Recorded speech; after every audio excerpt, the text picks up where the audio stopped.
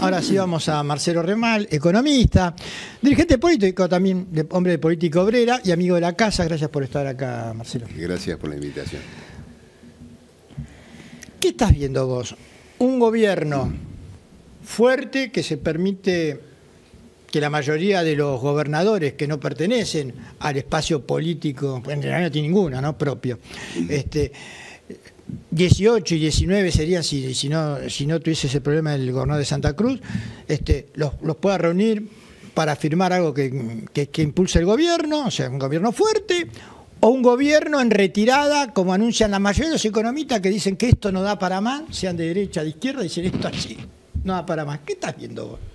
Bueno, primero, valerse de un acuerdo firmado con gobernadores y demás, para luego llevar adelante una determinada política, no me parece una señal de fortaleza. El que es fuerte gobierna y va para adelante, sin preguntarle a nadie.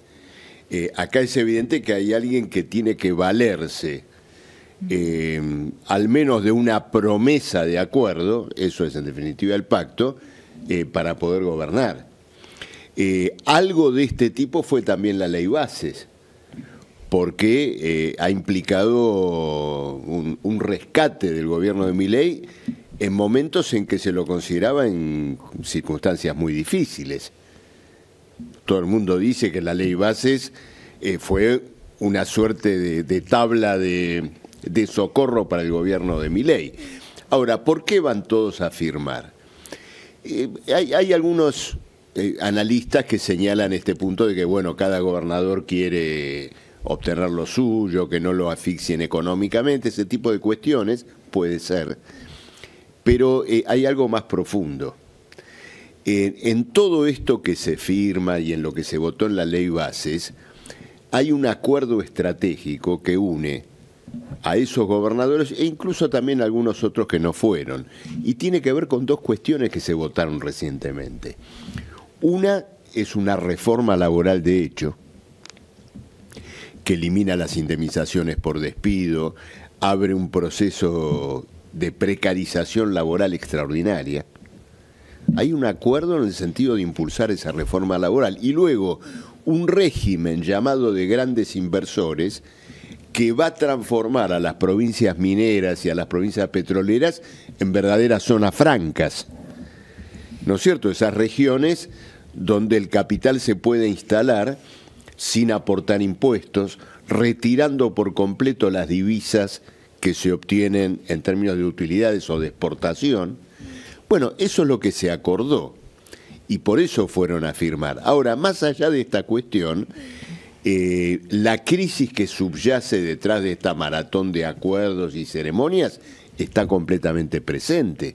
No nos olvidemos que hace apenas unos días tuvimos un choque muy importante entre el gobierno y el sistema bancario e incluso también con el Fondo Monetario Internacional, en desacuerdo con lo que ha sido una diplomática declaración de default de parte de la deuda pública. Ahora, Marcelo, la precarización laboral no está, más allá de lo que se haya firmado, no está vallada de hecho, en el sentido de la cantidad de monotributistas que son Uber, que están pedidos ya, que están los domingos a la mañana, los domingos a la noche, con la bicicleta, con la motoneta, con lo que sea. O sea, hay un deterioro general del trabajo, más allá de lo que se haya firmado. Digo, que de hecho ya se estaba dando esta precarización. Sí, existe totalmente lo que señalas, pero es un salto cualitativo darle, ¿no es cierto?, un carácter de ley. Por ejemplo, este problema que vos mencionás del monotributismo, en la ley base se introdujo una cuestión muy importante. Todo lo que tiene que ver con contratos de obra, de servicios y todo lo demás, queda sustraído de la legislación laboral. ¿Qué significa eso? Que vos podés estar trabajando 20 años como monotributista en una relación laboral encubierta sin poder litigar, señalando que hay una relación laboral encubierta. Es decir, que se ha abierto profundamente el camino para que este tipo de contrataciones precarias adquieran, ¿no es cierto?, un estatus permanente. Esto Claro, es muy pero, importante. Luego digamos, la ampliación del periodo de prueba. En esto que planteabas de los monotributistas, el propio Estado hace años que viene teniendo empleados, trabajadores estatales en carácter de monotributistas. Yo también lo que me pregunto en esta cuestión de, que obviamente no está en esto que hablábamos de los Uber o pedidos ya y demás, que también viene acompañado de una cuestión cultural de unas voces que venimos escuchando hace tiempo de ser tu propio jefe, ¿no? Y ahí yo también lo que me pregunto es si se resiste, digamos, económicamente un país viviendo de estos servicios, pero sin producción. No, a ver, ocurre lo siguiente. Son dos problemas que me parece que es importante separar. El primer problema que vos mencionabas sobre esto de la cultura cuentapropista y monotributista es una manera de encubrir la precarización laboral, porque un chico que anda con el delivery en la moto, en la bicicleta, no es un emprendedor, es un trabajador precario. Se dice también algo muy falaz, muy equivocado, que tiene que ver con lo siguiente. La nueva tecnología ya supera la relación laboral convencional y no hay otra forma de organizar esto que no sea a través de monotributismo y todo más. Falso. Todos estos sistemas de trabajo por aplicaciones digitales, así como sofisticadamente se organiza el reparto de alimentos o los viajes, también sofisticadamente se podría establecer una jornada laboral computada en términos de cierta cantidad de horas, un ingreso de tipo fijo para cada trabajador, además de, obra social, beneficios previsionales y demás. En realidad, la precarización laboral o la no precarización laboral es el resultado de una relación de fuerza entre el capital y el trabajo. Si los trabajadores con su acción colectiva, como ocurrió históricamente, imponen el derecho a trabajar en blanco, a tener estabilidad laboral, cualquiera sea la tecnología utilizada, eso se puede establecer. A ver, existiendo los GPS, no puede asegurarse que un taxista, un chofer o un repartidor de alimentos compute el tiempo de trabajo horario por el cual debe percibir un ingreso fijo. Y el ingreso fijo corresponde porque el trabajador no tiene acceso al beneficio del capital. El riesgo es el del empresario. Sí, sí. El trabajador debe percibir el único bien que tiene condiciones de ofrecer en el mercado, que es su capacidad de trabajar. Sí, pero estos trabajadores y trabajadoras que están precarizados no se ponen a... Lo digo porque lo hablo con un primo mío que es Rappi, que él no se va a poner a pensar en la disputa principal, digamos, podríamos decir, entre capital y trabajo, porque él lo que necesita es llegar a fin de mes y es como, bueno, sí, pero yo soy monotributista y bueno, tengo una obra social. Esto no es problema del chico que está en la moto o del chofer que está en no es un problema de los que están de los últimos orejones del tarro en esta historia. Este es un problema del movimiento obrero en su conjunto. Las grandes centrales obreras deberían desplegar una campaña clarificando esta cuestión y luchando contra el trabajo precario. No se le puede pedir al último chico que está subido a una moto precariamente que pueda asumir esa responsabilidad, que debería ser de las grandes organizaciones obreras, que en todo este periodo, Ley Bases y todo han dejado mucho que desear en su conducta.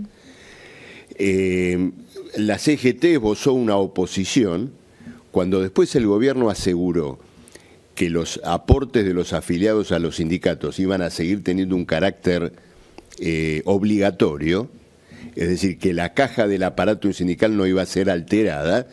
Bueno, cesó la oposición. El 1 de mayo no fueron a la Plaza de Mayo a protestar. Se quedaron en Azopardo. Entonces, ahí tenemos que ver, ¿no es cierto?, todo el arco de responsabilidades, pero yo te agradezco la pregunta. Consensuadas, exacto. Yo te agradezco la pregunta porque este problema de la precarización laboral, la tecnología, el monotributismo, son cuestiones que realmente es muy importante discutir.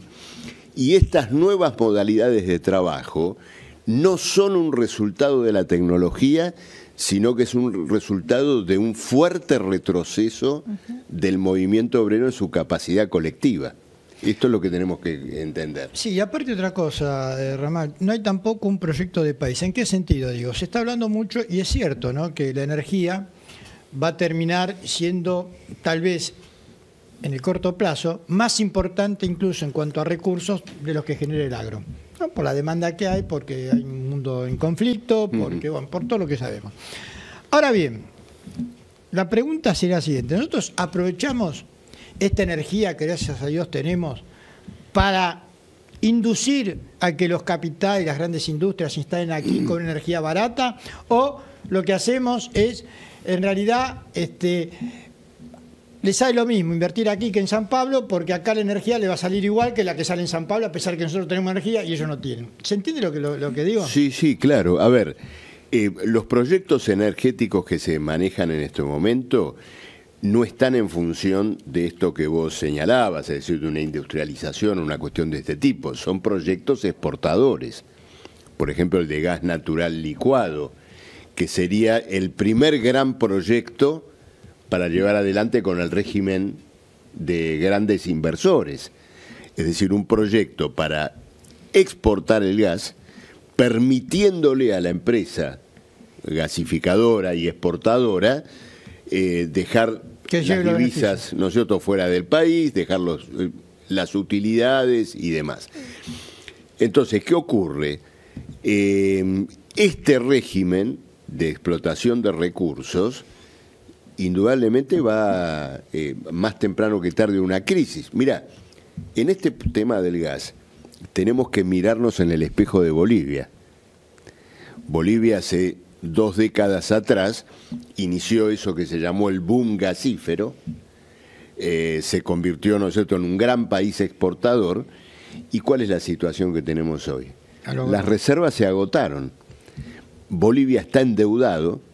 Es decir, que los ingresos del gas sirvieron de garantía para una operación de crecimiento de la deuda externa. Bueno, y tenemos a un país exhausto, que ahora quiere reemplazar la historia del gas, hablo de Bolivia, con el litio.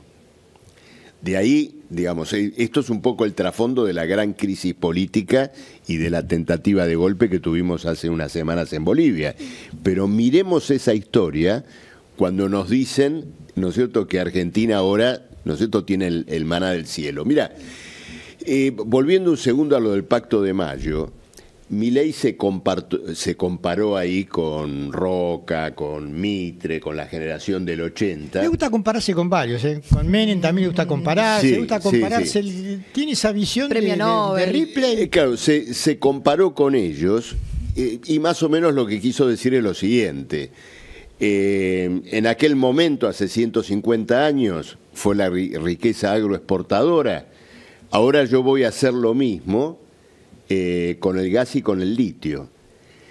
Bueno, en una cosa tiene razón.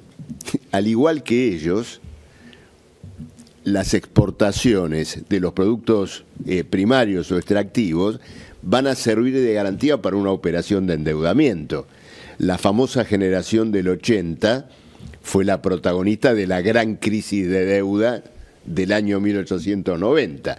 Pero ¿en qué se equivoca, en cambio? Se equivoca en que el mundo, digamos, la situación contemporánea es la de un mundo en declinación económica, en guerra y con sobreproducción evidente, allí donde Argentina, según Milei y compañía, quiere ahora destacarse como gran exportador. Hay sobreoferta de litio, sobreoferta de gas. los precios han caído. Algunos ya dicen que el gas argentino no tiene la capacidad de competencia que se decía que tenía. Entonces aseguró el repago de una deuda gigantesca como la que tiene Argentina sobre la base de estas exportaciones a todo lo que dé. Sí, ¿no nada nuevo, ¿no? No, por supuesto. Como diría Galeano, ¿no es cierto? Tenemos la vaca, pero otro se toma la leche. Sí. Y en ese sentido, su comparación con Mitre, Roca y compañía, en ese sentido fue certera. Solo que el mundo en el cual vive Milei es un mundo afectado por una guerra internacional, una declinación de un orden social, del capitalismo que se ve precisamente en las guerras. Bueno, y en este sentido, como socialista, como miembro de izquierda, creo que estas circunstancias tienen que servir para una reflexión política de mayor alcance, ¿no es cierto? Gracias por venir. No, gracias a ustedes. Un mensaje que quisiera leer de Melody, de Ciudad Autónoma de Buenos Aires, que dice: no hay proyecto de país y cuesta siquiera soñar uno mismo con un proyecto de realización personal. Parece que esto también está ligado con algo que yo decía, que anteriormente, desde lo cultural, todos estos mensajes de ser tu propio jefe, salir de tu zona de confort. Hubo un político que hace no muchos años, en la gestión de Macri, dijo que la gente tenía que acostumbrarse o ser felices en la incertidumbre, ¿no? Y me parece que está esta cosa como cultural, en donde no hay proyecto de país, no se vive el día a día, no piensas a futuro. Me parece que tiene que ver con esto. Melody, hay un libro extraordinario de Scalabrini Ortiz, El hombre que está solo y espera, sí, parado en el comienzo de lo que después fue la década infame y preguntándose dónde estaba su pueblo, dónde estaba su gente y dónde estaba solo. Las historias son así, pero siempre se puede estar mejor y siempre se puede estar peor. El tema es que los proyectos siempre son en comunidad. Nosotros vivimos en comunidad y no hay proyecto ni salvación individual. Esto es lo que nos enseña la historia. Entonces hay que trabajar para, en conjunto, ir solucionando los problemas de nuestra sociedad. Gracias por venir. No, por favor, gracias a vos. Vamos a un corte y ya regresamos con más cuestiones y contrapuntos.